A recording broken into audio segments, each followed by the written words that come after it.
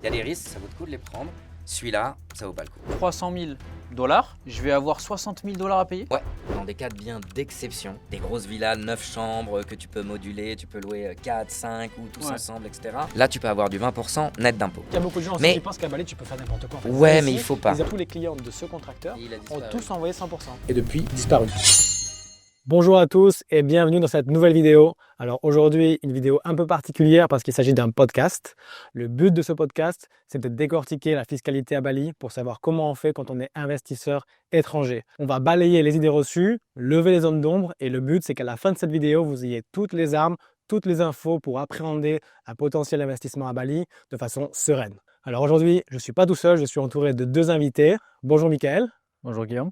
Bonjour Greg. Bonjour Guillaume. Merci beaucoup Greg d'avoir accepté cette invitation. Pour te présenter rapidement Mickaël que tu viens de rencontrer à l'instant, il s'agit d'un ami de l'école de commerce. On s'est rencontrés il y a 18 ans et ce qui est marrant c'est qu'avec Mickaël on a eu un parcours vraiment similaire dans le sens où une fois diplômé, plutôt que de rentrer dans une grosse boîte ou une moyenne boîte comme le faisaient 80% des élèves, on a eu un parcours vraiment atypique et on s'est retrouvés quelques années plus tard puisqu'on partageait la même passion de l'immobilier et on s'est rendu compte qu'on faisait les mêmes investissements immobilier locatif dans des petites villes du sud de la France.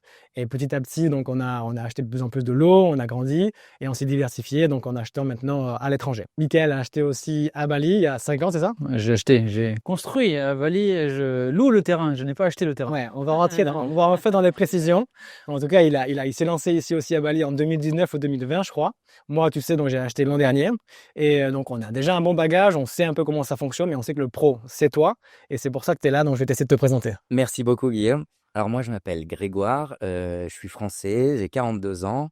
Je suis arrivé sur Bali pour la première fois en voyage en 2003. Je me suis installé ici pour bosser en 2010 et mis à part un petit retour en France, au total ça va faire 11 ans que je suis sur Bali et que je fais du conseil légal, comptable, fiscal et financier en général, notamment pour les entrepreneurs français qui viennent s'installer à Bali, mais pour toutes les nationalités. Donc ça veut dire quelqu'un qui vient s'expatrier à Bali, qui ne connaît rien en fait, qui a envie de créer une boîte, qui a envie d'investir, tu l'aides à faire son setup pour lui et pour sa famille, pour qu'il puisse être dans les clous en fait. C'est ça, on peut se rencontrer ici, ça peut se faire à distance. On explique effectivement ce qu'il faut faire pour venir s'installer. On parle des petits soucis qu'il peut y avoir, des bons plans, ce genre de choses. Et on accompagne les gens, on les rencontre, très souvent on monte leur société, ensuite on la suit. Pendant le temps qu'ils veulent, on fait ce qu'on appelle de la conformité. Ta compta, tes taxes, tout soit parfait. Et à la fin, on peut même la valoriser et aider à la vendre. N'importe quel business, ça peut être l'immobilier, n'importe quel autre business. Et le ratio de gens que tu as qui sont en France et qui sont sur place à Bali? On a un peu moins de 50% de clients français et le ratio de gens qui sont, alors pas forcément en France, mais disons à l'étranger, mais qui ont des investissements à Bali, sur ces 50% de Français, on va dire que ça en représente un peu moins de la majorité, 40%. Moi, j'ai une question à te poser. Donc, toi, tu es expert fiscalité, si j'ai bien compris, c'est ça? Donc, ouais, j'ai beaucoup de questions parce que, pareil, moi, j'investis à Bali, mais bon, je suis un peu comme tout le monde, quoi. Tu vois, on investit, on entend des choses à droite, à gauche, ça change beaucoup aussi. Ouais. Donc, je vais commencer avec une question assez simple. Quelqu'un, monsieur, tout le monde, qui loue un terrain, donc en leasehold sur 25 ans, 30 ans, est-ce que quand il veut se positionner à Bali, est-ce qu'il a des taxes à payer? Le principe, c'est que quand on arrive et qu'on investit quelque part, il n'y a pas de taxe à payer. D'accord. C'est toujours la même chose. Quand on prend un terrain à leasehold, donc c'est-à-dire une location longue durée, il y a 10% de taxes qui sont à payer par la personne qui reçoit l'argent. Donc disons très souvent un propriétaire indonésien. Le souci, c'est qu'ici en Indonésie, on parle toujours en net, que ce soit de salaire, de prix, etc. Donc si tu t'es mis d'accord pour louer un terrain, lui, il va avoir 10 de taxes à payer. D'accord. C'est la taxe sur le revenu locatif. Donc, il va louer long terme et il va avoir 10 à payer. Ces 10, si jamais vous avez parlé uniquement de 100, il va dire non, moi je veux 100 dans ma poche et c'est à toi de rajouter. C'est déjà bien à savoir, déjà. C'est déjà bon à savoir parce que moi, si je me rappelle bien, j'avais eu ce problème aussi. Parce que quand j'ai loué mon terrain, il m'avait demandé, après, je crois qu'on a fait moitié-moitié ou je sais plus ce qu'il y avait eu. Arrangement, après ça se négocie, on peut faire 5% en général. Très fréquent, mais ce qu'il faut, c'est être le plus précis possible. Quand on arrive, on dit voilà, moi le prix c'est 10, taxes incluses, tu paieras tes taxes. D'accord. Donc, si on parle d'un exemple concret, parce que peut-être qu'il y a des personnes qui ne savent pas, à Bali, ça fonctionne par art. En fait, un art, c'est 100 mètres carrés. Donc en fait, les prix sont définis par art. Donc, admettons qu'on loue, je sais pas, 20 millions un art et qu'on a un terrain qui fait par exemple 200 ou 300 mètres carrés. Donc, on paye la totalité du lease, on est d'accord. Et on additionne encore ces 10%. C'est ça que tu es en train de me dire. Exactement. Sauf que qui garde les 10%? C'est le gouvernement ou Normalement, non? ça passe par un notaire. D'accord, Donc, par exemple, tu vas payer 110 au notaire. d'accord. Le notaire va payer les 10 en lieu et place du vendeur ou du loueur, le propriétaire Au gouvernement directement, tu veux dire? au gouvernement D'accord. et Ok. va lui donner les 100. Voilà. Mais si tu n'as pas parlé des 10 en plus, toi, tu t'attends à payer 100 et lui, le vendeur, il s'attend à recevoir 100. Donc, il va te dire non, les taxes, je ne veux pas les payer. Donc, il faut en parler en amont. Et dans le cas d'un freehold, parce que moi j'ai un freehold qui m'intéresse en ce moment, j'ai un prix là de 2 milliards 300 millions. Ouais. Je vais devoir payer combien en plus? Dans le cas d'un freehold, les taxes sont un peu différentes. Il y a 2 types de taxes. Il y a 2,5% de taxes vendeur. Donc Ok. là, c'est le propriétaire indonésien qui doit les payer. Sauf qu'il Et voudra, lui en sauf parler. qu'il voudra pas les payer. C'est pour ça qu'il faut en parler Ouais. maintenant avec lui. Et toi, tu as 5%. Alors, c'est pas une taxe, mais tu as quand même 5% à payer en tant qu'acheteur. Ok. Voilà. Donc, si tu as prévu de payer 100, tu risques de payer 105. Plus encore 2,5. Non, ça, c'est au propriétaire normalement. Sauf si oui, mais s'il refuse. S'il lui dit non, moi je paye pas mes taxes. Si tu refuses, tu peux t'arranger très souvent à 50-50. Tu pars. Ok. Et ça prend pas en compte non plus les frais de notaire, sur ce que la part enfin le salaire du notaire, on va dire. Exactement. Les frais de notaire, c'est généralement 1% du prix total de la transaction. Ok. Ça peut aussi un peu se négocier ou pas? Oui, en cas de grosse transaction, tu peux payer un demi%. Ok. Ouais, ça peut faire une D'accord. petite économie. Voilà, tu peux aussi partager entre acheteur et vendeur, ça peut arriver. Ok. Aussi, moi j'ai une question pour toi, Greg. Alors, on l'entend tout le temps. Alors moi j'ai acheté en nom propre. Enfin, j'ai acheté. T'as loué? J'ai loué. Ouais. Je vais faire l'erreur plusieurs fois aujourd'hui, hein, mais je pense que c'est assez fréquent pour les personnes qui ont l'habitude d'acheter l'IMO en France. Donc j'ai loué mon terrain, sauf que je l'ai fait en nom propre. Il y en a plein qui me disent il faut absolument une PTPMA. Il y en a qui me disent non, mais en nom propre, il n'y a aucun problème. Est-ce que tu peux me dire le vrai du faux là-dedans? Est-ce que c'est un peu flou? Ah oui, non, c'est très simple et c'est pas flou du tout. C'est-à-dire que tu peux effectivement louer un terrain nu ou avec une villa dessus, une propriété, en nom propre. D'accord, Ça, il n'y a pas de problème, c'est absolument autorisé. d'accord, Tu peux même, en nom propre, la louer, mais alors au moins au mois, c'est-à-dire au moins 30 jours, ou à l'année. d'accord. Là, il n'y a pas de souci. Ok. En revanche, tu n'as pas le droit de faire de la location dite à la nuitée. Courte durée. Airbnb, etc. Airbnb, Booking.com, voilà. Pour ça, il faut que tu passes absolument par une société qu'on appelle ici une PTPMA. PMA. Donc PT Perseroan Terbatas, donc ça veut dire responsabilité limitée. PMA, Penanaman Modal Asing, investissement capital étranger. Donc tu as une société que tu peux détenir à 100%. Il faut 2 actionnaires, mais ça peut être toi et un copain, n'importe qui, ou ta compagne. Et ensuite, en fait, cette société, elle va pouvoir te permettre de faire du revenu en location courte durée par rapport à ton actif immobilier. Mais la société n'est pas forcément la mienne. De ce que j'ai compris, je peux acquérir le bien, louer le bien, enfin le terrain, puis construire la villa en nom propre, et après déléguer la gestion du Airbnb, par exemple, à une autre PTPMA spécialisée dedans. Ouais, tu peux la déléguer, eux, ils font tout le marketing, tout le management, mais ça ne changera rien au fait qu'il te faut quand même ta PTPMA. Pourquoi? Parce que, regarde, tous les gains de ta villa et toutes les dépenses de ta villa, on est bien d'accord que même si c'est géré par quelqu'un d'autre, bah, c'est pas ses gains, donc elle ne paye pas de taxe dessus, et c'est pas ses dépenses. Il y a une taxe, 10%, je crois, une taxe hôtelière qu'on paye directement, plus les taxes Airbnb, etc. Ouais, et ça, effectivement, cette société de management peut le faire. Oui, Mais par exemple, ta société de management, elle ne va pas payer la taxe, l'impôt sur les sociétés. l'impôt l'IS. perso. Voilà. Ok. Donc toi, en fait, n'ayant pas de PTPMA et passant par quelqu'un d'autre, en fait, qu'est-ce que tu évites? L'IS. Et l'impôt sur les sociétés en Indonésie, en plus, il est vraiment pas énorme, donc ça vaut pas le coup. C'est de prendre ce genre de risque, c'est qu'il est de 0,5% de ton chiffre d'affaires pendant les 3 premières années fiscales. D'accord, Donc une année fiscale aujourd'hui, ça va toujours du 1er janvier au 31 décembre. d'accord, Et ensuite, il est de 11% du profit avant taxe. d'accord. Donc au départ, c'est 0,5% de ton chiffre d'affaires pendant 3 années fiscales, et ensuite 11% de ton profit avant taxe. Donc, admettons, tu loues 50 000 euros ta maison, donc tu as 250 euros. 250 euros. 250 euros à payer. Ouais, c'est vraiment pas énorme, c'est pour ça que ça vaut pas le coup. Or, si jamais tu te fais attraper en ayant ton terrain et ta villa en nom propre, en fait, tu peux tout avoir en nom propre et monter une PTPMA qui n'a pas d'actif, qui est vide, mais qui opère légalement ton bien D'accord. pour faire du revenu via Airbnb avec la location court terme. Ça, il n'y a pas de problème. Ok, si tu te fais attraper sans cette société, en fait, tu vas être requalifié en ce qu'on appelle un établissement permanent. Ici, ils appellent ça BUT, Badan Usaha Tetap.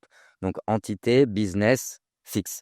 Un établissement permanent. En gros, c'est quand tu devrais faire un business via une boîte, que tu n'en as pas, on te requalifie. Mais le jour où ça arrive, en fait, ta taxe, elle est la plus élevée possible. T'as plus aucun bénéfice fiscal et ils peuvent revenir sur autant d'années qu'ils veulent. Oh là là. Ok. Donc, non, il y a des risques. C'est toujours la même chose, le risk-reward ratio, comme on dit, risque-bénéfice. Ouais. Voilà. Il y a des risques, ça vaut le coup de les prendre. Celui-là, ça vaut pas le coup. Donc, si on veut faire les choses bien, si de moi, par exemple, j'ai un terrain en leasehold, j'ai des villas qui vont sortir de terre là d'ici quelques mois, je pourrais pas les mettre en location Airbnb comme ça tout seul. Non, effectivement, il te faudra une PTPMA. Ok. Ou alors passer par une société qui a une PTPMA. Par contre, pour recevoir les fonds, il va devoir avoir une PTPMA. Non, non, non, non. Dans tous les cas, à partir du moment où tu gères tes villas, tu peux le faire passer par une boîte de management et de marketing de villas, il n'y a pas de souci. Mais toi, il te faudra que le revenu in fine arrive dans ta PTPMA. Pour te verser le dividende, tu veux dire. Voilà. Pour recevoir les dividendes, ok. Parce que j'ai aussi entendu parler de licences qu'on pouvait avoir sur une zone jaune, par exemple, résidentielle. Ouais. Si tu as un terrain en leasehold, une villa qui est terminée, qui est meublée, tu peux la louer sur Airbnb via une licence pour Nogizata. Alors, la licence Pandoc Wisata, c'est vrai qu'elle est demandée pour faire effectivement la location à courte durée, donc à la nuitée. Ouais. Elle est normalement nécessaire. Il y en a beaucoup qui l'ont pas et qui, en fait, parce qu'ils payent leur taxe de 10% sur le revenu, passent à travers. Voilà, dans le rapport risque-bénéfice, ne pas avoir de Pandoc Wisata, c'est vrai que c'est mieux de l'avoir. Clairement, c'est demandé par la loi. Maintenant, tu l'as pas, tu peux quand même faire ton business à partir du moment où tu respectes les autres règles, tu payes tes taxes. Créer une PTPMA, ça coûte combien? Demain, je suis en France, je te dis, voilà, Greg, je veux ma société, prête à exercer. Ça coûte 33 millions de roupies de A à Z, hein, des premiers documents jusqu'à l'ouverture. 1500 euros? C'est 1800 euros. 1800 euros, pas du 1500 euros, vu le taux actuel, maintenant, ouais, c'est un peu moins même. Ouais, au taux actuel, tu es exactement à 1008 et ça prend, allez, nous, on peut les monter en 2 semaines, il n'y a pas de D'accord. problème, mais ça prend normalement 1 mois. Est-ce que je dois venir sur place? Alors, tu n'es pas obligé de venir sur place, ça peut se faire à distance. En revanche, tu es obligé de venir sur place pour l'ouverture du compte bancaire. Du compte Comme bancaire. dans tous les pays du monde. Ouais. Tu es directeur d'une société, tu ouvres le compte de la société. Il faut être là, bien sûr, je Ouais. comprends, bien sûr. Donc en fait, tout le process, il se délègue avec un POA, c'est ça? Donc on fait un Power of Attorney? Ouais, exactement. Ok, et au moment de l'ouverture du compte, il faut être présent, quoi. C'est ça. Et donc, toi, tu conseilles directement d'acheter en nom propre, ou si tu sais que tu vas exploiter en Airbnb, de faire la PTPMA d'abord? Ou ça peut se changer par la suite? Ou comment Alors, ça dépend très souvent d'où viennent les fonds de l'investisseur. Mhm. Si les fonds sont en nom propre, bah, ça vaut le coup effectivement de louer en nom propre et ensuite de monter une société qui opérera, ok, pour pouvoir faire du revenu légalement. Mais si les fonds viennent d'une société holding ou même en France d'une SCI, d'une SNC, bah là du coup, en fait, c'est très simple, on recule pour mieux sauter. C'est-à-dire que si on sort de sa SCI, on va payer 30% disons de taxe, de flat tax. Ça, c'est en France, ça, tu veux dire? En France, Voilà. bien sûr, ok. Et ensuite, on investira en nom propre. Si on veut éviter de payer ce 30%, la société holding en France peut investir dans une PTPMA ici. Donc avec un régime Murphy, tu veux dire, c'est ça, elle fait remonter les dividendes et elle investit après directement Dans le monde entier. Bien sûr. Ouais, à Dubaï, c'est pareil. Moi, je m'occupe un petit peu de l'investissement à Dubaï et on a aussi on peut détenir un bien, normalement, c'est en nom propre, mais aussi grâce à une société et il y a le même système, en fait. Ouais. Voilà, l'avantage de le détenir via une société, c'est que ton capital, il est enregistré dans la société. Or, l'Indonésie demande un capital, je ne sais pas si vous en avez déjà parlé dans vos podcasts, de 10 milliards de roupies, ça Ouais. fait à peu près aujourd'hui 546 Ouais, euros. ouais, c'est ça. Évoqué. Donc la grande majorité de nos clients ne l'ont pas complètement payé, pour être Mhm. tout à fait transparent. D'ailleurs, il y a des contrôles maintenant, j'ai entendu. Il y en a de plus en plus. Ouais, il y a un peu moins d'un an, les Indonésiens ont élu un nouveau président qui est très conservateur, ce qui est très bien pour l'Indonésie. Mais effectivement, il y a de plus en plus de contrôles et l'idée, effectivement, voilà, il pousse effectivement à investir, à faire les choses bien, à avoir des employés, à former les gens. C'est toujours la même chose quand on s'expatrie. On s'expatrie pas uniquement pour soi-même, on s'expatrie aussi pour partager, pour découvrir et pour aider une juridiction. Et qu'est-ce qui se passe si demain, moi, par exemple, j'achète mon freehold, mais j'investis pas en capital, c'est 10 milliards. J'investis, je sais pas, 5 milliards. Qu'est-ce que demain, ils peuvent venir taper à ma porte? C'est et quoi me les dire, risques? Alors, les RIC, c'est des sanctions administratives. C'est-à-dire que on va vous dire, écoute, voilà, bon, t'étais pas dans les clous. Maintenant, c'est un pays où ici, on s'en sort tout le temps. Donc, ils peuvent effectivement bloquer la licence de ta boîte. Donc, il y a toute une procédure pour la remettre en place. Ouais, ça peut être un peu long, mais voilà, en gros, en cas vraiment de grosses erreurs, à l'époque, on payait entre 1000 et 3000 euros d'amende. Ouais. Aujourd'hui, on est plus entre 3000 et dans les gros cas où il y a eu vraiment des grosses erreurs, 10 000 euros d'amende.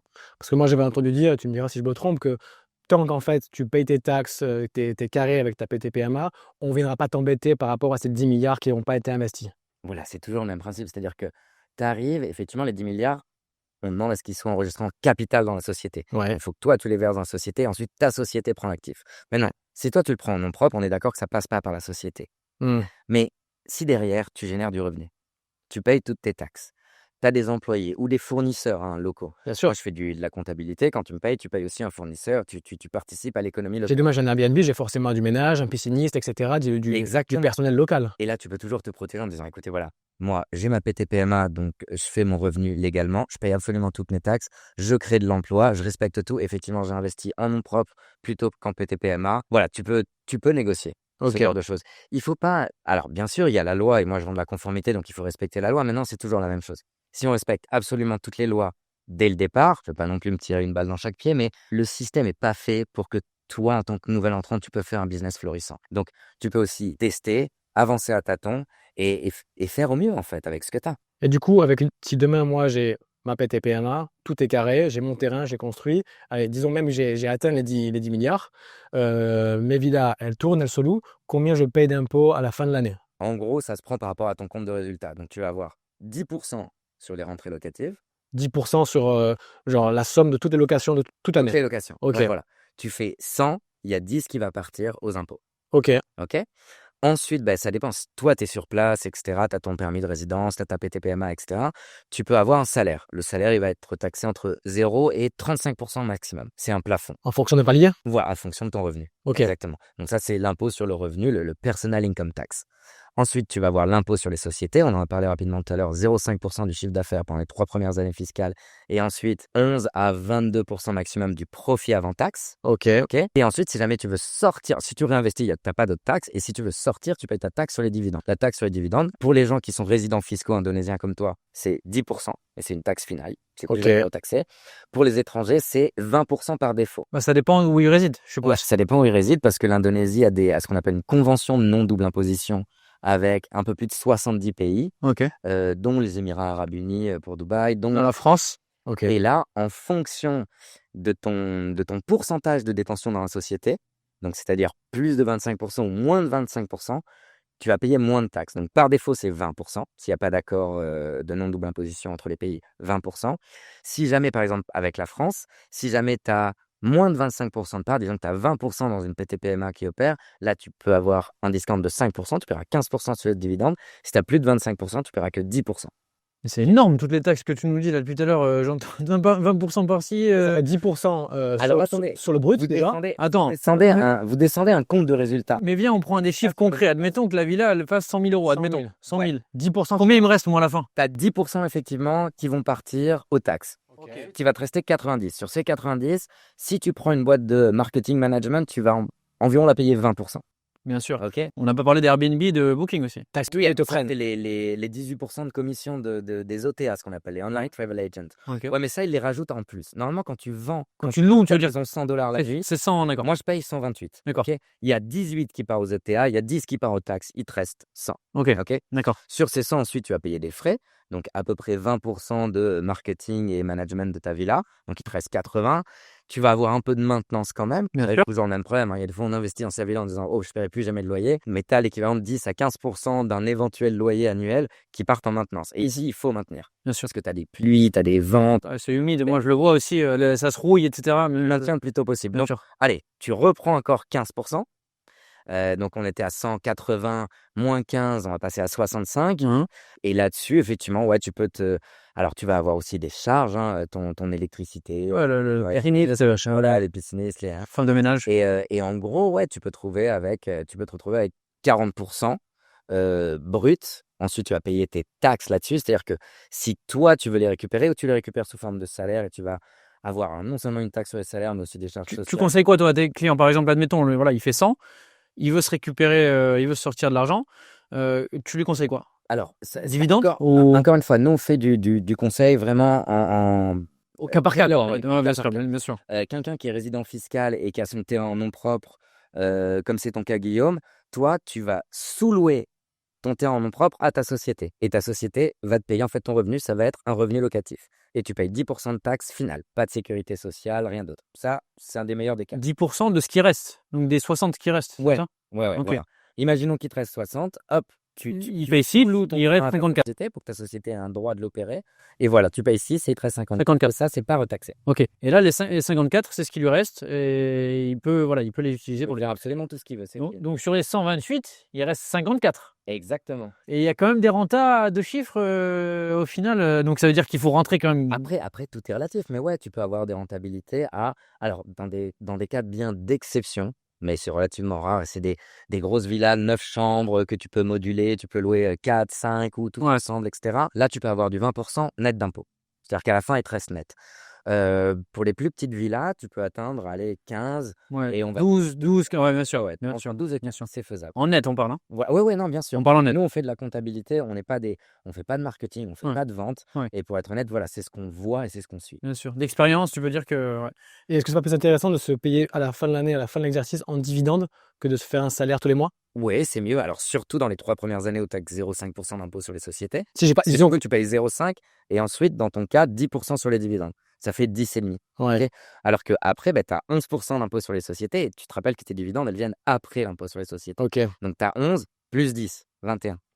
Donc, D'accord. toi, dans ton cas, encore, en plus, tu l'as déjà, ton terrain, tu l'as loué en ton nom personnel. Mhm. Définitivement, tu as fait un contrat de location avec ta société et ta société va payer une location. Donc, toi, tu payes 10% de taxes et en fait, tout ça, ça sort. Donc, du coup, il reste plus grand-chose au niveau de l'impôt sur les sociétés et tu ne distribues pas de dividendes. Dans ton cas, il vaut mieux se payer une sous-location. Ouais. Ok. Donc ça, c'est pour Guillaume qui est résident fiscal ici. Par contre, moi, j'aimerais bien qu'on prenne l'exemple pour monsieur tout le monde qui habite en France, qui souhaite diversifier à Bali, qui a acheté sa maison, qui a fait construire sa maison. Lui, il veut pouvoir bénéficier des revenus. Tu lui conseilles quoi? Est-ce que c'est mieux qu'il les garde à Bali, qu'il les utilise quand il vient ici ou qu'il les réinvestisse? Parce que s'il veut se les verser en France, comment ça fonctionne? Il sera imposé en France aussi, je suppose? Exactement. Ouais. Alors, la convention de non-double imposition, c'est pas une convention de non-imposition. Ok, c'est juste que tu n'es pas taxé 30% en Indo, 30% en France. D'accord. 20% en Indo, 30% en France. En France, c'est 30% sur les dividendes. Non, ouais, voilà. c'est ce qu'on appelle la flat tax. Mais en général, l'idée, c'est que ce que tu payes à l'étranger te sert de crédit dans ta résidence fiscale. Bien sûr. Donc, monsieur tout le monde, il est. Alors, peut-être pas monsieur tout le monde, parce qu'il faut pouvoir investir à Bali quand même. Cadre sup, et voilà. Exactement. Il investit à Bali, mais il est toujours résident fiscal français. D'accord. Il vit en France, il utilise le service public français, etc. En fait, lui va avoir sa société, sa PTPMA ici, qui va lui générer effectivement des dividendes. Très souvent, il aura plus de 25% des parts. Il aura ce qu'on appelle un certificat de domicile, donc une attestation de domicile fiscal en France, parce qu'il paye ses taxes en France. S'il a plus de 25% des parts, il va payer 10% de taxes ici en Indonésie sur ses dividendes. En revanche, quand ça va arriver, normalement, même si ça n'arrive pas, tu es obligé de les déclarer en France. Quand tu les déclares en France, la France, qu'est-ce qu'elle te dit? Elle te dit, oh, toi, tu utilises le service public français, tu as un revenu qui vient de l'étranger, qui a déjà été partiellement taxé, et nous, on va te taxer le reste. Donc, par exemple, si tu dois être taxé à 30%, on va te dire, c'est 30, moins 10 déjà payé, et tu reprends 20 à payer en France. Okay. Donc, en fait, la conclusion pour quelqu'un qui investit depuis la France, il va sûrement faire une meilleure profitabilité, donc on parlait de 12 à 15% net. Qu'en France, tu veux dire? En France. Bien sûr. En revanche, il utilise le service public français, donc il n'y a pas d'optimisation fiscale de facto. D'accord. Okay, il va payer comme s'il payait ses taxes. Ça, c'est s'il décide de se verser les revenus en France. Les dividendes. Voilà. Après, il peut les laisser dans la société. D'accord. Il ne paye pas de dividendes et il réinvestit. Donc, il les garde dans la société. Il paiera les taxes indonésiennes pour que ce soit dans les clous. Voilà. Ouais. Mais il se verserait en France, donc il est en règle aussi. Donc, exactement. Parce qu'il ne s'est pas versé les dividendes. Exactement. À partir du moment où ça ne sort pas, il n'y a pas de problème. C'est ce qu'on dit souvent. Après, c'est de façon générale. Le but, c'est pas d'investir 100, de gagner 200 et de ne pas payer ses 20% de taxes, de gratter pour en payer 18 ou 15. Okay. Le but, c'est d'en investir 100, d'en réinvestir 200, d'en réinvestir 400. Et c'est vrai qu'au moment où grossir son batterie, bien sûr. Après, c'est le même problème et c'est toujours la même chose. C'est la nature humaine. Plus on va en gagner, plus on va se dire, ouais, ça fait des grosses taxes. Mais en fait, le but, c'est de faire. Ouais, c'est l'effet de levier, bien sûr. C'est bien sûr l'effet boule de neige. Mais la France, dans tout ça, si moi, pas forcément moi, mais quelqu'un a investi à Bali et est résident en France, il génère des revenus, il paye ses taxes à Bali, tout va bien. Est-ce qu'il a l'obligation de dire au fisc français, voilà, j'ai une maison à Bali qui m'a rapporté tant? Oui. Oui. Normalement, oui. Même s'il garde les fonds sur la boîte. Même s'il garde les fonds sur la boîte, ouais, bien sûr. Okay. Donc ça, à un moment donné, tu sais, en France, on a ce qu'on appelle l'IFI, l'impôt sur les fortunes immobilières. Donc normalement, c'est, alors aux dernières nouvelles, mais je ne suis plus un spécialiste, c'est 1,3 million d'euros par foyer fiscaux. Et alors, et ça c'est une question qu'on m'a déjà posée, mais hors crédit. Si jamais je loue, ouais, hors crédit bien hors sûr. Crédit. Si jamais je loue pour 20-25 ans à Bali, c'est juste une location. donc c'est pas un actif. Non. C'est vrai, Déjà, question. Bah, c'est une bonne question. mais elle a déjà été posée et la France a déjà répondu et non, ça va rentrer dans ton package d'investissement. Pourtant, c'est une location. Alors qu'il n'est pas propriétaire. Mais c'est vrai. Je suis d'accord, mais Non, c'est vrai que ils ont tranché, il y a une jurisprudence. Ah, bah, de toute façon, pas étonnant, De mais toute bon. façon, ça m'étonne pas qu'ils aient tranché du mauvais côté quand même. Bon, bref, ok. c'est vrai, c'était une bonne question. J'avais encore jamais pensé à ça, mais c'est dingue. Donc moi j'ai ma maison à Péréanan. Ouais.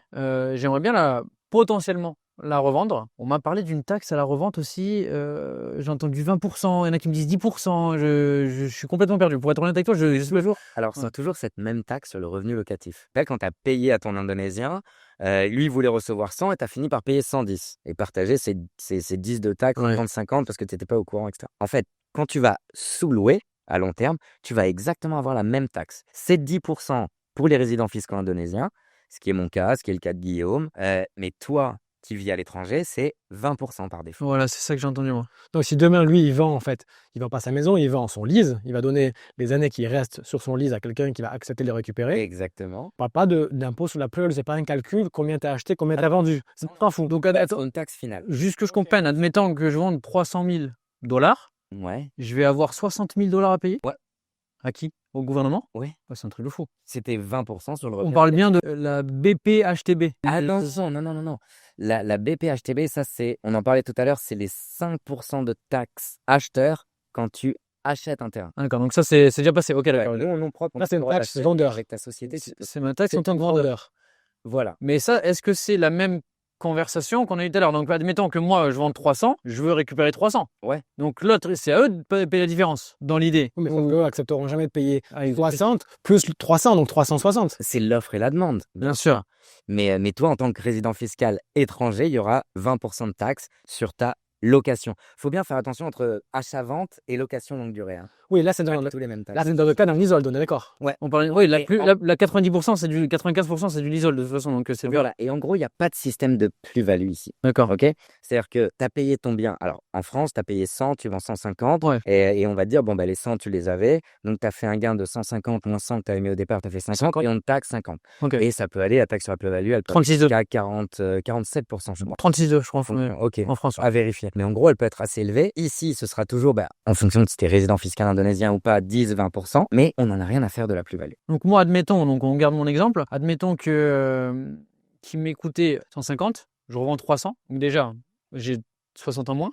Ouais. Maintenant, le reste, est-ce que je peux le rapatrier en France? Je peux en faire ce que je veux? Oui. Une fois que tes taxes sont payées, tu peux en faire ce que tu veux. Mais la France va pas me dire qu'il y a la convention, que ça a marché que. Toi, non, parce que toi, tu es résident fiscal à Dubaï. Moi, oui, mais Or, encore une tu fois, auras pas on de- parle de monsieur tout le monde. Si monsieur tout le monde y ramène en France, effectivement, il aura encore d'autres taxes à payer en France. Donc, admettons que quand tu me disais 40%, c'était en société. Sauf qu'en France, ça va être sur la plus-value. Pour le coup. La France fonctionne sur le système de plus-value. Si la personne a investi, donc dans ton exemple, 150, elle les a envoyés en Indonésie, elle a investi. Au final, elle récupère 300. C'est vrai qu'elle paye 60, donc il lui reste 240. 240 moins les 150 qu'il investit, il a 90. Lui, il va être taxé en France sur ses 90. D'accord. Donc 36% de 90. Peut-être pas 36%, parce qu'il aura déjà payé les taxes ici. En plus, en France, ça dépend. Si tu as investi en nom propre, là, tu es taxé à 36,2. Et quand tu es en société, tu peux être à plus. Tu parlais des 40% tout à l'heure. Ça dépend vraiment si tu es en société de marchand ou Et ça dépend aussi peut-être aussi la durée de détention, parce qu'en France, Oui, à la base, tu as une année de Tiens. détention, tu as un petit enfin, tu commences à déclencher l'abattement. C'est quand même minime la 6e, 7e et 8e année, mais c'est quand même un petit peu. Donc, c'est pas à 35%, c'est un peu moins. Après, ça fonctionne relativement bien. Un des business models les plus connus ici en Indonésie, pour être honnête, le jour où quelqu'un a les moyens et est intéressé, le plus intéressant, c'est de louer un terrain pour minimum 20 ans. Pourquoi? Parce que le bâtiment va se déprécier Bien sûr. sur 20 ans.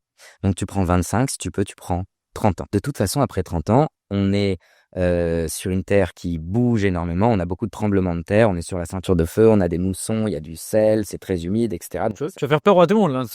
En vrai, Nif, ça va. Le business model est différent. C'est-à-dire qu'au bout de 30 ans, il ne te reste plus grand-chose. Ta villa, très souvent, au bout de 30-35 ans, tu la fous par terre, tu peux la reconstruire. Bon, ça dépend après avec qui tu l'as construit, je pense. Parce qu'il y en a, mais ça durera encore moins. Peut-être au bout de 5 ans, elle est réalisée. Exactement, mais Mais il faut garder ça en tête. ouais. Si tu arrives à prendre sur 30 ans, en fait, tu prends un terrain, pas très cher. Tu le prends pour, on va dire, 30 ans. Tu fais construire. Tu perds, on va dire, 1 an. Si tu fais une grosse villa, 2 ans. 2 ans, allez. Il t'en reste 28. Ensuite, là, tu fais effectivement de la sous-location à la journée. tu montes ta boîte. Monter sa boîte, on en parlait, c'est 1 800 €, mais c'est une fois. Ensuite, tu la gères. Ça à prendre en compte aussi. Ça fait environ 2 500 € À l'année. par an. Ouais, D'accord. en fonction du nombre de transactions, du nombre d'employés. Si c'est une villa de 10 chambres, c'est pas Bien la même sûr. chose, c'est une villa de 2 chambres. Mais peu importe. Que tu peux déduire de ton. Bien, c'est sûr. Ok. Ouais. Et là, en fait, tu l'as fait tourner pendant, on va dire, 6-7 ans. Pendant 6-7 ans, tu vas récupérer ton investissement. Ta mise initiale, tu l'as récupérée au bout de 6-7 ans, on va dire. Voilà, tu as mis 100 de terrain, 200 de construction. Ouais. Tu es à 300. Déjà, c'est terminé. Ton actif, il vaut quasiment le double. Il vaut 600. Ensuite, tu la loues pendant 6-7 ans. Tu vas récupérer tes premiers 300. Ouais. Et au moment où tu vas revendre, donc tu as déjà perdu 2 ans, plus encore 6, on va dire que tu en as perdu 8. Il te reste encore 22 ans. Il ne faut pas descendre sous les 20 ans. Moi, je suis à 19 ans, c'est très compliqué, moi. Comment ça te dit? Moi, il me reste 19 ans d'exploitation. Mais parce que tu es en dessous de cette Barrière des 20 ans, j'ai l'impression. Non, Des 20 ans. exactement. Ouais. Donc là, tu vas perdre un peu de valeur. Mais normalement, si tu as pris 30, tu en as utilisé 2, tu l'as loué pendant maximum, on va dire 6, et il t'en reste 22, tu peux encore récupérer tes 300. Donc D'accord. du coup, tu as fait Ah oui, bien sûr. 200% entre 6 et 8 ans. Ouais. Vu comme ça, c'est bien. Ça, c'est le business model que tu retrouves le plus souvent. C'est la meilleure stratégie que tu conseilles aux personnes qui souhaitent diversifier. Non, ça, c'est juste de l'investissement purement financier. Moi, je vous dis, je suis arrivé à Bali pour la première fois en 2003. Je suis venu parce que j'aime beaucoup cette île. Moi, j'ai mes enfants qui sont petits, ils ont 9 et 6 ans, ils grandissent ici. Pour moi, c'est le plus bel endroit au monde où faire grandir des enfants. Je suis pas venu là pour uniquement faire des sous ou optimiser ma profitabilité. Ce qu'on voit aujourd'hui de plus en plus, malheureusement, c'est des gens qui arrivent uniquement pour faire du fric. Voilà. Et à la limite, s'ils font du fric en payant leurs taxes, etc., il n'y a pas de problème. Mais tu as beaucoup de gens qui arrondissent un peu trop les angles. Mais non, ça c'est pour dans une phase purement financière. Mais voilà, dans la vie, il y a des fois, tu fais des investissements qui sont purement financiers et tu vas investir dans un bien immobilier qui te plaît pas du tout, mais tu sais que ça va rapporter parce que c'est ce que les gens veulent, c'est super Instagrammable. Et puis, il y a des trucs qui vont te plaire, où toi, tu vas pouvoir venir 3, voire 6 mois par an. Et c'est le rêve de beaucoup de faire. C'est Bien sûr, c'est l'avantage. Ça, c'est avec un Kitas, c'est ça? On peut l'avoir que grâce. Tu t'occupes de ça aussi, toi, ou pas? Alors, nous, on n'a pas le droit. Tout ce qui est service d'immigration, D'accord. c'est réservé à ce qu'on appelle les PT locales, donc les sociétés 100% indonésiennes. D'accord. En revanche, on a bossé avec des centaines d'agents. Aujourd'hui, on en a 2 avec lesquels on s'entend très bien et qui, voilà, ils sont pas parfaits, mais à 98%, c'est du super service et on les recommande. On prend pas de commission, on les recommande avec grand plaisir. Et effectivement, en fait, il te faut une société. Alors, tu peux être soit t'es employé, soit tu montes ta société. Cette société, en tant que personne morale indonésienne, elle sponsorise ton KITAS, c'est-à-dire ton permis de résidence. Et ensuite, avec ton permis de résidence, tu peux avoir ton NPWP, ton numéro fiscal indonésien, qui va te permettre de payer 10% de taxes sur le revenu locatif au lieu de 20 pour toi qui l'a pas aujourd'hui. Ouais, j'ai entendu parler de ça. NPWP, ça s'écrit, je pense. Ouais, NPWP, c'est NPWP. Et pour les gens qui aiment Bali, qui veulent y investir et qui ont une vision plus long terme, qu'est-ce qui se passe si demain tu as un accident de la vie ou quoi, tu décèdes, qu'est-ce qui se passe? C'est une très bonne question. Alors, très souvent, quand on commence à investir, pour peu qu'on soit marié, qu'on ait des enfants, enfin bref, chacun choisit quand tu le fais, mais c'est un mauvais mot à passer, mais en France, tu fais un testament. Ok. Un testament, c'est assez automatique. Un notaire t'envoie un exemple. Voilà, il t'arrive quelque chose, ça va à ta compagne. Il vous arrive quelque chose à tous les deux en même temps, Dieu nous en garde. Ça va à un membre de ta famille qui va gérer les sous pour tes enfants mineurs. S'il arrive quelque chose, ça va à un membre de la famille d'en face, par exemple. Et enfin, tes enfants sont sous tutelle de la France, ce genre de choses. Donc voilà, c'est pas très drôle, mais c'est vrai que ça se fait. Je crois que ça coûte une 50aine d'euros, c'est automatique. On t'envoie un modèle et tu dois le faire à la main. En France, les gars. Ouais, En France, Ça, c'est en France. Et il faut savoir que même avec toute la bonne volonté du monde, l'Indonésie, en fait, elle n'est pas obligée de respecter les règles de la France. Donc, par exemple, toi, tu es en France et tu as fait, par exemple, tu as 2 enfants et tu as fait ce qu'on appelle un tiers réservataire. C'est-à-dire que tu as le droit de diviser en 3. Hop, chacun des enfants va recevoir 33% et tu vas donner un tiers à, j'en ai aucune idée, à l'UNICEF. Ok. Si tu as décidé ça en France, mais que tu n'as pas fait, mais que tu as investi en Indonésie, que tes actifs sont en Indonésie, en fait, tu vas venir avec ton testament en Indonésie en disant, écoute, voilà, il faut partager en 3 et un tiers. Ça vaut rien, ça. Ça vaut rien. Ici, ça vaut rien dire. C'est un bout de papier. T'es gentil, mais. C'est gentil, mais ici, ça vaut rien. Donc, nous, par défaut, on va faire 50-50 pour tes 2 enfants. Donc, du coup, ce que tu fais, ce que moi j'ai fait, c'est que tu as un testament en France et quand tu commences à avoir effectivement des actifs en Indonésie, tu fais ce qu'on appelle ici, alors, ils appellent ça un General Testament. C'est un peu plus lourd. C'est des actes notariés enregistrés, donc chez le notaire et au ministère de la Justice. Ça coûte un tantinet plus cher aussi, mais au moins, tu es baqué sur ton actif ici en Indonésie. Et ça, en leasehold et en freehold, pareil. Oui, de toute façon, tu lises tous tes actifs. Donc, tu peux avoir du leasehold, tu peux avoir du freehold, tu peux avoir... Demain, par exemple, Guillaume achète un terrain en freehold. Ouais. J'ai entendu, expert encore une fois, mais que c'est pas vraiment du freehold, c'est 20 ans, plus 30 ans, plus 30 ans. Tu peux m'expliquer un petit peu parce que La plupart de la base légale en Indonésie, c'est ce qu'on appelle la loi napoléonienne, rédigée par Napoléon. Ça a été envoyé aux Hollandais. Ouais, note Napoléon. Ok. Ça a été envoyé aux Hollandais. Et les Hollandais, tu sais, ils sont arrivés ici à la fin du 15e siècle. les Hollandais. Il y avait 350 ans. Donc ici, on applique la loi napoléonienne. Donc la sémantique est un peu différente, le nom des taxes, etc. Mais dans le principe, c'est la même chose. C'est basé sur la bonne foi, etc. On va retrouver quasiment des règles similaires qu'on peut avoir en Europe. En revanche, tout ce qui est la loi sur les terrains, ça vient de ce qu'on appelle la common law. La common law, c'est la loi du Commonwealth, de nos amis les Anglais. Et eux, ils ont un principe de... Alors, c'est un nom un peu complexe, mais on appelle ça des baux amphithéotiques. Ouais. Un très bon exemple, c'est Hong Kong. On a l'âge où je pense que vous avez dû voir la cérémonie de rétrocession de la couronne britannique à la Chine. En revanche, Hong Kong ne sera pas chinois avant normalement 2047. Je sais que les Chinois poussent un peu, mais voilà, ça c'est un très bon exemple. Donc, en gros, dans les pays qui appliquent la common law, donc on va retrouver la Nouvelle-Zélande, l'Inde, certains pays en Afrique, tu as ton terrain, mais tu l'as pas pour toujours. Et le jour où il est en ce qu'on appelle en déshérence, c'est-à-dire que personne n'en hérite, etc., ça passe, ça devient une propriété de l'État. L'État. Alors que nous, dans nos pays, un terrain en déshérence, bah, c'est pas forcément récupéré par l'État. Par défaut, ça devient une forêt. Ce qui est pas mal non plus. Et c'est deux systèmes différents. Donc ici, pour revenir, c'est vrai que le freehold, c'est uniquement pour un citoyen indonésien. Ok. Donc, on peut devenir citoyen indonésien, mais bon, c'est pas forcément très simple. Mais c'est uniquement pour les citoyens indonésiens. Et le freehold en indonésien, ça se traduit par hak milik. Hak, c'est le droit. Milik, de milik, c'est de détenir. Ok. Donc un citoyen indonésien, il va pouvoir avoir son terrain en hak milik. Mais toi, si nous, on veut acheter, on peut très bien monter une société tous les trois, une PTPMA. Donc, on met tous un tiers des fonds. Et cette PTPMA, qui est une personne morale indonésienne, donc pas opposition des personnes physiques, elle, c'est une personne morale, elle peut acheter. Alors, ça ne s'appellera pas Hak Milik, ça s'appellera HGB. Pour Hak, toujours le droit, Guna Bangunan. Ok. Le droit de détenir. Un peu comme une SCI en France. Un peu comme une SCI en France. Et elle va acheter en HGB. Le AGB, en fonction de ce qu'on appelle alors non pas des provinces, mais on va dire des régences, il va durer 70, 80 ou 90 ans. Okay. Et sur ces 70 ans, ça va être découpé. Par exemple, 70 ans, ça peut être 50, 10, 10 ou 30, 20, 30. 30, 20, 20. Ouais. Et ça peut pas être 30, 20, 20, 30, 20, 30? Non, ça réduit toujours sur la fin. Ok. En gros, pourquoi? Parce que au départ, quand tu achètes, on se dit que dans 30 ans, tu peux être encore là. Mais bon, après, on va peut-être pas rajouter 30 ans, on va en rajouter 20. Parce que dans 50 ans, il y a moins de chances que tu sois là. Et ensuite, à nouveau 20. À ce moment-là, qu'est-ce que tu vas dire? En fait, tu vas juste expliquer que ton terrain, il n'est pas perdu, il ne doit pas revenir propriété de l'État. Parce que tu vas dire, moi, je suis là. Je suis encore en vie. Voilà. Ou alors tes associés vont dire, ouais, bon, lui a déconné, mais nous, on est encore en vie. Ou tes enfants ou tes héritiers, etc., vont dire, on est encore là. Et là, qu'est-ce que tu fais? Tu ne repayes pas ton terrain. Tu dis juste, tu es là, tu payes une petite somme pour mettre à jour les papiers en disant, ouais, il est venu, mais c'est complètement epsilonès. Et donc, vraiment, tu as acheté. C'est juste que, c'est vrai, tu as ce découpage qui va être, par exemple, 90 ans, tu vas avoir 50, 20, 20. Au bout de 50 ans, il faut que quelqu'un vienne dire, ouais, on est encore là, on détient encore le terrain. Et voilà. Et au bout de ces 90 ans, tu refais la même procédure. Donc, si je comprends bien, demain, admettons, j'achète un terrain qui est Dongu, 20 haras en freehold. Ouais. Donc, ça va être découpé en 30, 20, 20, admettons. Ouais. Demain, il m'arrive un truc. Mon fils, si j'ai fait le testament en amont, récupère le terrain en freehold.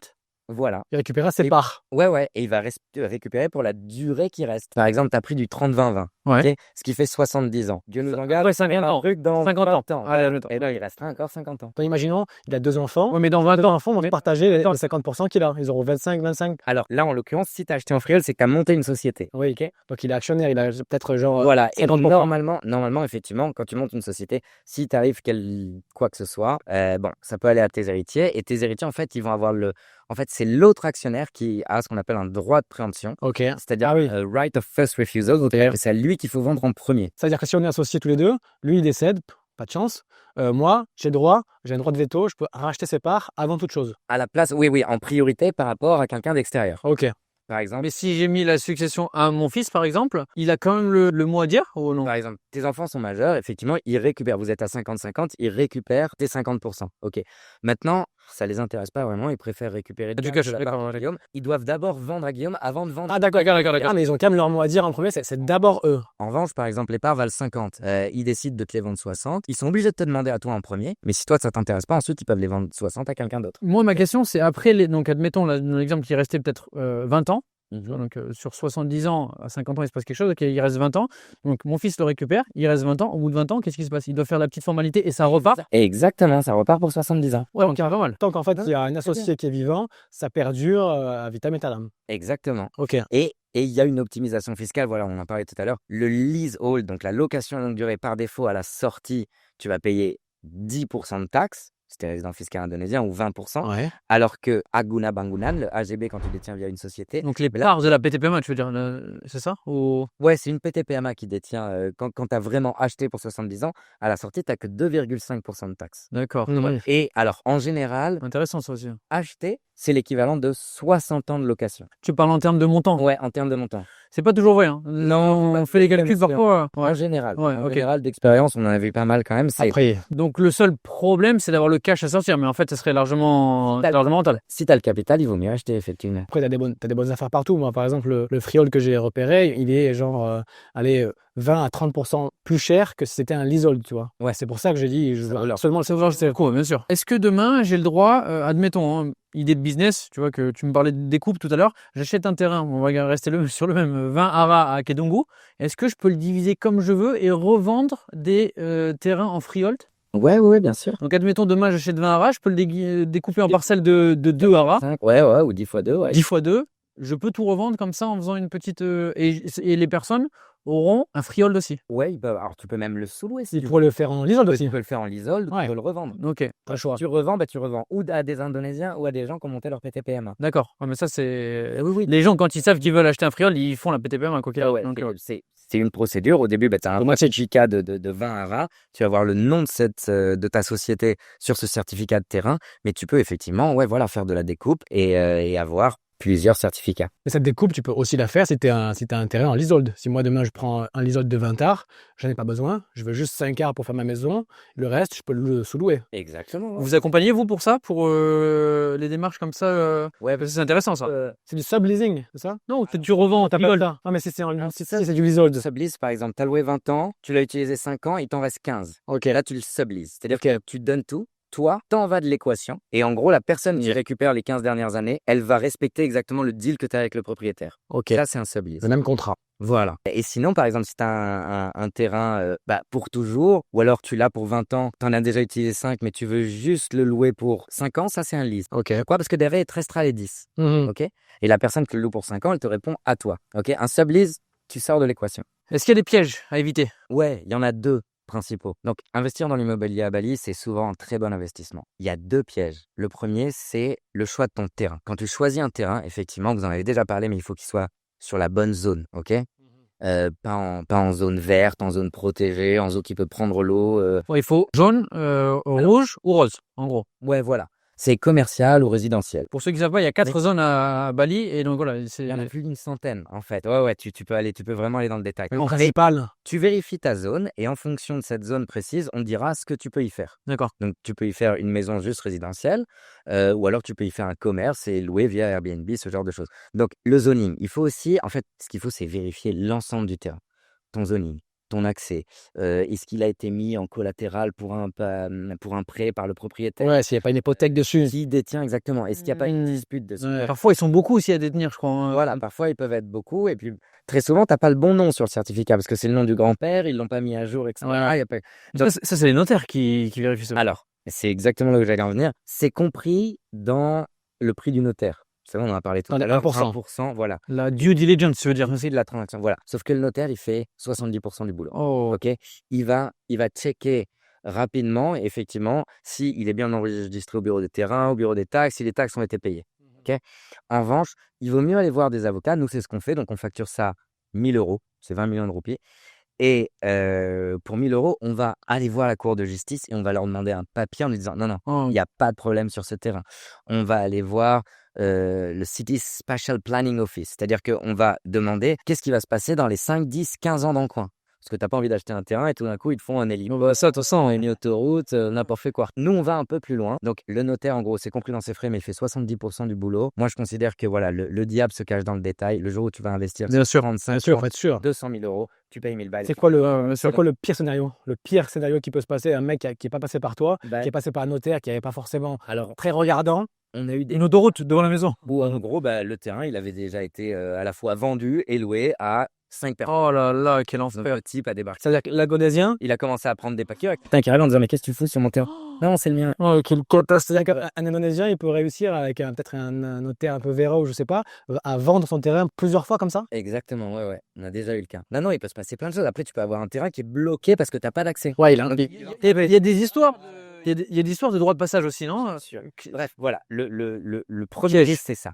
Tu vérifies ton terrain. Avant de rentrer dans un projet d'une certaine ampleur, bien sûr, tu t'assures que tout est clean. Et le deuxième, et ça c'est uniquement pour ceux qui construisent, c'est ton contracteur. Tu prends un constructeur qui est sur la place, que quelqu'un connaît, que tu Ouais, peux quelle expérience, bien sûr. Voilà. Parce que c'est vrai, ici, tu vois des prix qui vont du tout au tout. Tu as des mecs qui me disent, j'entends parler, ils me disent, j'ai construit pour 300 euros le 100, 300 euros le mètre carré. Moi, je suis à 800. Je dis, mais comment tu fais? À quoi elle ressemble ta maison, en fait? Et exactement. Et combien de temps elle va durer? Tu viens dans 5 ans, Ouais. tu viens dans 5 ans, il y a un tas de débris. Alors, en Indonésie et encore plus à Bali, on dit que c'est le pays du bisa. Bisa, ça veut dire ouais, on peut. Tu peux tout faire. On peut tout faire. Ils disent jamais non, en fait. Oui, je peux. À un moment que je suis là et on avait l'habitude de faire des blagues. Moi, quand on me dit, écoute, ah ouais, mais Grégoire, tu comprends 300 balles pour la compta, les taxes, la conformité légale, etc. 300 balles par mois, c'est pas donné. Moi, j'avais l'habitude de répondre parce que c'était une expression commune à l'époque. Je disais, ouais, mais il y a que tout qui fait ça sur la plage.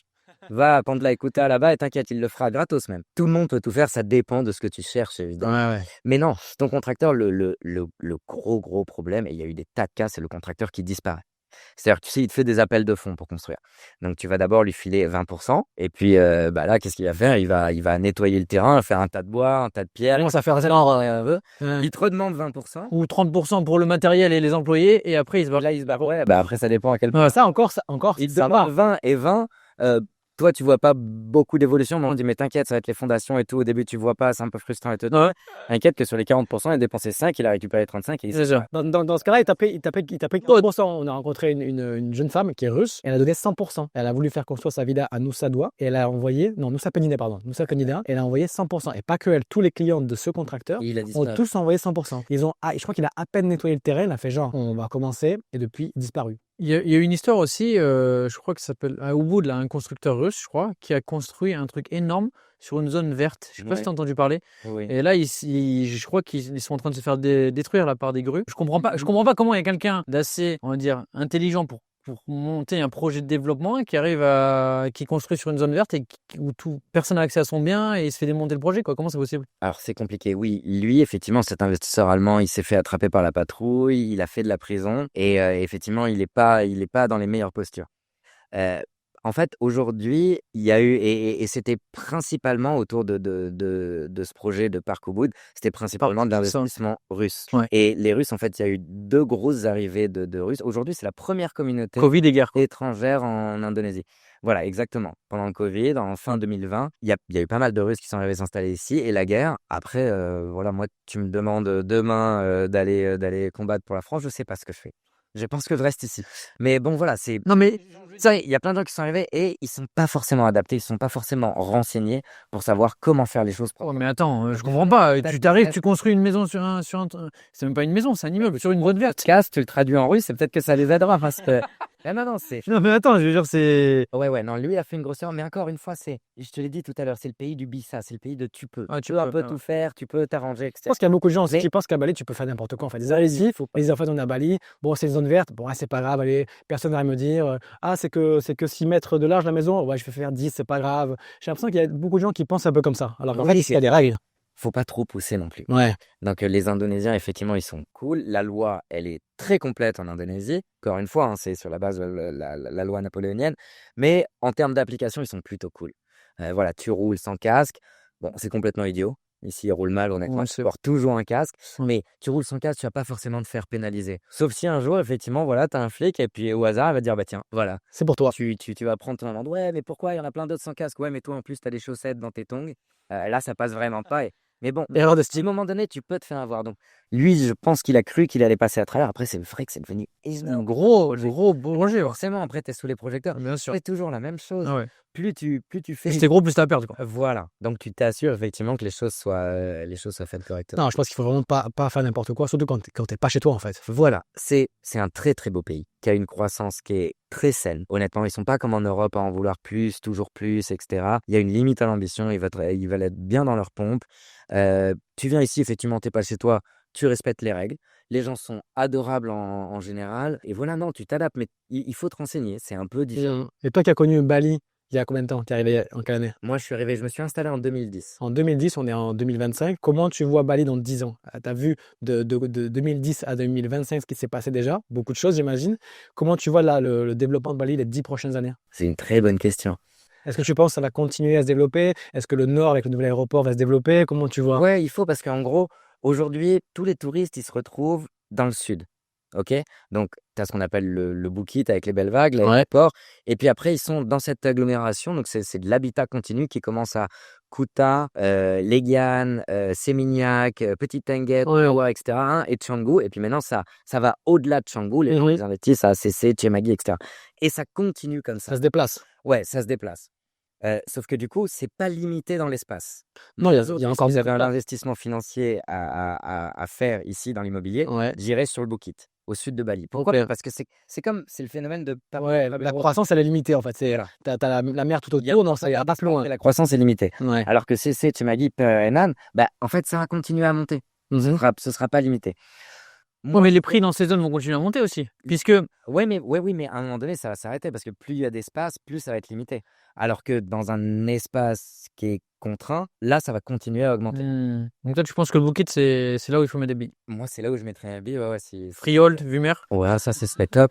Ah, Mais là-bas, ils ont des problèmes, je crois, pour l'approvisionnement en eau. Ah oui, il y a des problèmes. Ah oui, bien sûr. Après, il y a plein de coins. Il y a une initiative qui a été prise par Indonésie. Ça a commencé, je crois que c'était en 2016 ou 2017, avec, le projet, c'était le projet 10 Bali. Ils voulaient prendre Bali comme exemple et faire 10 zones avec un fort potentiel touristique. Donc, il y en a une qui est connue, c'est Labuan Bajo sur Flores, donc autour du parc des Komodo, qui lui se développe Ah oui? super vite. Ouais. Il y a un très bel aéroport qui est géré par les types de Changi Airport de Singapour. Tu vas avoir un super hôpital, etc. Il y a une marina, style Marina Bay Sands à Singapour. Ça se développe très bien. Tu as des endroits au sud des Sulawesi ou dans certains coins, effectivement. Voilà, il faut se renseigner, regarder les projets dits Bali et ils poussent effectivement pour un développement touristique dans ces coins-là. J'ai vu parler d'un métro. C'est vrai. C'est quoi? C'est une blague ou quoi? Enfin, ils veulent le métro? Enfin, je comprends pas. C'est souterrain. Ils veulent. Alors, écoute, le métro à Jakarta. Ils galèrent à faire des trottoirs déjà dans toute la ville. C'est en travaux. Comment ils vont Le faire le métro métro? à Jakarta, il a pris un temps fou. Ouais. Ok, et il y a eu plusieurs initiatives. L'argent disparaissait un petit peu et ils s'y sont repris à plusieurs fois. Classique. Et il a ouvert en décembre, je crois que c'était 2018 ou 2019. Et il marche très bien. Ici à Bali, oui, j'ai vu effectivement des plans, ça a l'air assez génial. Je sais qu'ils ont déjà commencé à creuser du côté de Sanur ou Ah, donc c'est officiel. l'aéroport. Ça va se faire. Ah oui, ils veulent absolument le faire. En vrai, c'est une bonne idée. Est-ce que ça va aller au bout, encore une fois? L'argent disparaît. L'argent disparaît. Donc, Non, il y a eu plusieurs initiatives à Jakarta qui sont pas allées au bout et puis enfin, ils ont réussi à faire un truc propre. Ici, j'espère qu'il va pas se passer la même chose et que ça a marché du. Ça serait la solution pour désengorger les axes, parce que là, c'est vrai que c'est quand même souvent congestionné vers Canggu, etc. Ils ont aussi beaucoup parlé d'un aéroport dans le nord. Ouais, ça fait ça fait 10 ans que j'entends validé, ça. Ça a été validé en juillet 2025, j'ai vu, ça fait partie du plan. Ça fait 15 ans que j'entends parler de ça, moi. Ouais, pareil. Ouais, non, ouais. Je sais, mais là, apparemment, c'est vraiment le cas et ça a été validé. Alors, il y a 10 ans. Oui, pour aller au nord. Ouais, Bali, pareil. Écoute, il y a des projets, ils font de gros progrès en termes d'infrastructure. Avant, on pouvait pas Les trottoirs. passer dessous. Là, il y a Trottoirs. Il y a des trottoirs partout, là. Donc, Ouais. ça vient, sauf que et il y a plein d'efforts.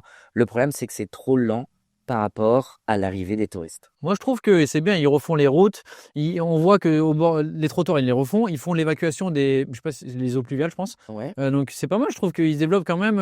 Voilà, ça se développe, quoi. Après, évidemment, il y a la corruption. Évidemment, voilà, on connaît un petit peu les problèmes à Bali. C'est pas en corrélation avec l'augmentation du nombre de touristes. Et pourtant, ça n'empêche pas le tourisme d'exploser. C'est vrai. L'Indonésie avait émis l'idée à un moment donné que Bali devienne Singapour. Ah ouais. Bali ne deviendra jamais. Jamais Singapour. Non, c'est trop terre. Il y a voilà, Singapour c'est trop cadré. Et puis ici, il y a vraiment une vraie dimension spirituelle. Il y a une culture, il faut qu'ils la gardent. Et autant aujourd'hui, voilà, Kuta, Canggu, bon, c'est plein de touristes, etc. Et ça a perdu un peu de sa nature. Mais moi qui vis ici, quand tu prends la route et que tu sais où aller, en 3/4 d'heure, t'es dans la nature. Dépaysagé, Mais même pas. Nous, Ouais. là, moi, je pars de chez moi, je suis à Mongout en ce moment. Je prends la route pour Kedungu. Déjà un peu dans la nature. Ouais. Je suis déjà un peu dans les rizières, mais je sors, je fais 10 minutes, je remonte vers Kedungu. C'est le paysage, il passe du tout au tout. C'est ça. Et donc, du coup, il faut que ça se développe, notamment pour le Nord. Voilà, dans n'importe quel développement, il y a du bon et du mauvais. Ok. Aujourd'hui, c'est vrai que il y a un peu trop de trafic dans le coin autour de Canggu et que ça peut refroidir certaines personnes. Maintenant, ça a aussi apporté l'électricité, l'eau courante au nord de Bali. Donc voilà, il y a du bon et du mauvais. Ce qu'il faut, c'est que ça se développe dans le bon sens. Moi, j'aimerais qu'il y ait plus de gens qui viennent parce qu'ils aiment l'endroit, ils aiment y profiter, ils aiment s'y retrouver, etc. Plus que uniquement pour Gagner de l'argent, bien sûr. Voilà. Okay. Merci beaucoup. Merci Greg, c'était un plaisir en tout cas. C'était très sympa. Est-ce qu'il y a des choses sur lesquelles tu veux revenir rapidement ou pas? Ou je pense qu'on a fait quand même le tour. Si tu as un conseil à un investisseur qui veut venir demain à Bali, qu'est-ce que tu lui dis? Viens chez moi. Viens d'abord voir si ça te plaît. Bien sûr. Et ouais, prends rendez-vous. Le premier rendez-vous, il est toujours gratuit. Ouais. Et voilà, et l'idée, c'est vraiment de partager. Toi, on est bien d'accord, c'est venir en fonction de la situation de chaque personne, en fait. C'est ça? C'est vraiment s'il a des enfants, s'il veut venir sur place, s'il est résident fiscal à Dubaï, en France, tu connais tout. C'est comme ça qu'il faut fonctionner. Ah ouais, bien sûr. Bien sûr, tu vas avoir une structure, on va dire, générale, mais ce qu'il faut, c'est prendre le temps. Nous, Bien encore sûr. une fois, le premier échange, le premier rendez-vous, il est toujours gratuit. On en discute et ensuite, tu vois ce que tu veux faire. Bien sûr. Bon, merci beaucoup en tout cas, j'espère que vous avez kiffé le podcast. Si c'est le cas, pensez à commenter. Et si vous avez des questions pour moi, pour Mickaël ou pour Greg, mettez-les en commentaire. Ciao!